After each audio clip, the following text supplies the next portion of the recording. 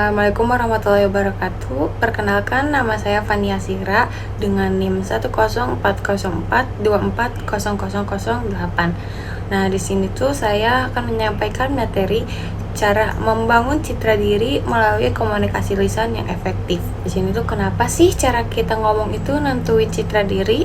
Seperti kayak di ruang kerja, kampus, maupun media digital, orang lain itu pasti pertama kali menilai kita dengan cara kita berbicara. Seperti dengan pemilihan kata, nada suara, hingga ekspresi wajah, membentuk kesan awal yang sering kali bertahan lama. Nah, maka dari itu banyak sekali individu yang sebenarnya kompeten, tetapi citra dirinya terlihat lemah karena cara berbicaranya terkesan ragu, tidak terstruktur, atau kurang sopan. Oleh karena itu, komunikasi lisan yang efektif tidak hanya menyampaikan pesan, tetapi juga membangun citra diri sebagai pribadi yang kredibel, profesional, dan layak dipercaya.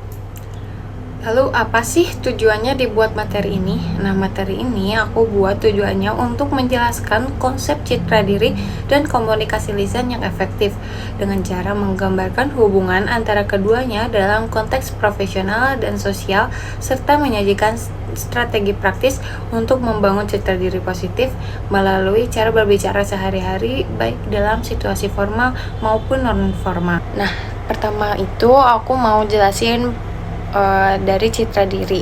Gimana sih cara kita melihat diri kita sendiri dan juga gimana cara orang melihat diri kita.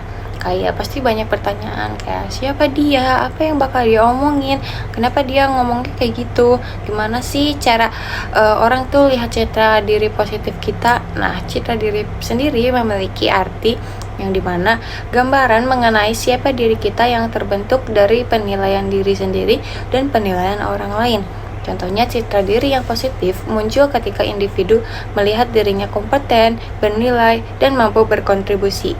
Nah, citra diri tidak hanya soal perasaan tentang diri, tetapi juga bagaimana orang lain secara konsisten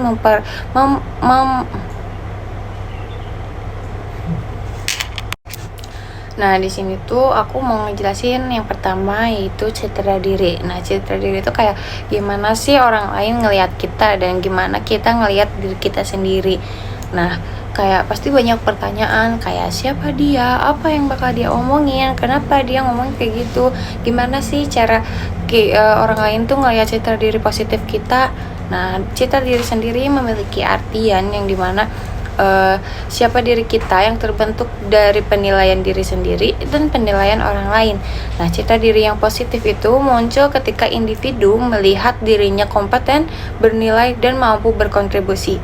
Nah, citra diri juga tidak hanya soal perasaan tentang diri, tetapi juga bagaimana orang lain konsisten mempersepsikan kepribadian, karakter, dan profesionalisme kita dalam interaksi sehari-hari. Nah, selanjutnya ada komunikasi lisan. Selanjutnya ada komunikasi lisan.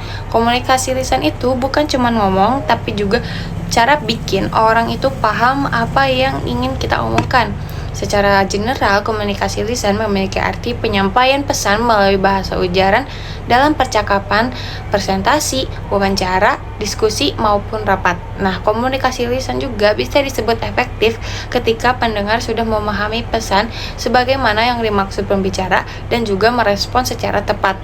Nah, keefektifan ini terlihat dari kejelasan struktur pesan, ketepatan diksi, kesesuaian nada suara, serta kemampuan penutur menyesuaikan bahasa dengan konteks dan audiens. Nah, dari tadi aku udah jelasin apa sih citra diri dan juga komunikasi lisan. Nah, sebenarnya keduanya itu saling berhubungan, yang dimana bisa saling menjatuhkan dan juga bisa saling menguatkan. Contohnya kayak cara seseorang berbicara itu berfungsi sebagai etalase atau citra diri. Pilihan kata yang terarah menggambarkan cara berpikir yang meruntut.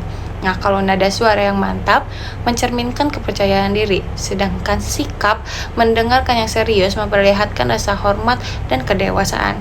Sebaliknya, jika komunikasinya berantakan, agresif, atau terlalu defensif, membentuk citra diri yang ragu, tidak stabil, atau sulit diajak bekerja sama. Artinya, citra diri dan komunikasi lisan keduanya saling menguatkan atau justru saling Nah, lalu di sini aku mau jelasin beberapa poin utama sebagai senjata utama citra diri. Pertama itu pemilihan kata. Pakai kalimat yang singkat, jelas, langsung ke poinnya, langsung ke tujuannya. Bisa juga dengan hindari kata yang menyalahkan, merendahkan, atau sarkas berlebihan. Terus juga susun jawaban seperti kayak dari konteks, poin utama, lalu solusi atau sikap kamu terhadap jawaban tersebut. Lalu yang kedua itu ada nada dan cara berbicara atau cara ngomong. Nah, nada dan cara berbicara itu harus dengan suara yang cukup jelas, tidak terlalu pelan, tidak seperti ngegas juga. Lalu ada tempo berbicara teratur, tidak terburu-buru, tidak juga bertele-tele. Dengan jeda yang sebentar sebelum menjawab, itu kesannya bisa terkontrol dan juga dipikirkan. Lalu yang ketiga itu ada bahasa tubuh. Nah, seperti kontak mata seperlunya, tidak melotot atau tidak selalu menghindar tatapan.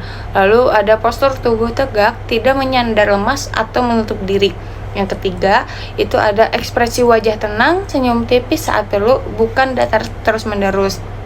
Nah, poin yang terakhir yaitu adalah kesan yang terbentuk. Kesan yang terbentuk itu bisa dengan kata yang terarah.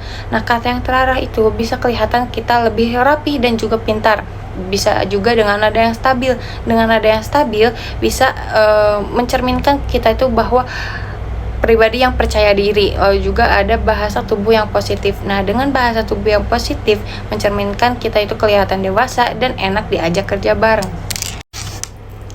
Nah, selanjutnya kalian tahu gak sih citra diri itu?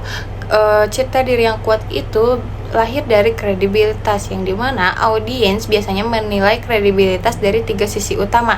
Yang pertama itu kompetensi, yaitu sejauh mana pembicara memahami topik dan mampu menjelaskan dengan sangat jelas. Yang kedua ada integritas, yang dimana konsistensi antara kata dan tindakan serta kejujuran saat menyampaikan keterbatasan. Lalu yang terakhir atau yang ketiga ada kehangatan, yaitu kemampuan bersikap ramah, menghargai audiens dan tidak merendahkan. Komunikasi lisan yang efektif secara menyeimbangkan ketiganya sehingga pembicara terlihat ahli, bisa dipercaya, sekaligus menyenangkan.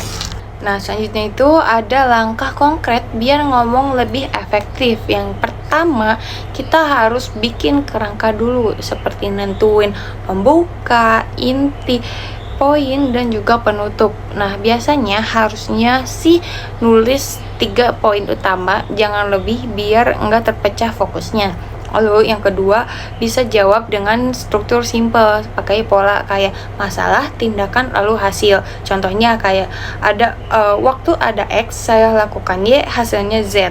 Nah, yang ketiga ada latihan artikulasi. Latihan artikulasi bisa dengan cara baca teks pendek, pakai suara jelas dan juga pelan. Bisa juga dengan ngerekam suara sambil dengerin lagi, terus apakah hasilnya sudah jelas atau masih belepotan. Lalu yang keempat ada konsisten latihan, yang dimana minimal 5-10 menit sehari latihan ngomong kayak perkenalan, jelasin ide, atau rangkum suatu topik.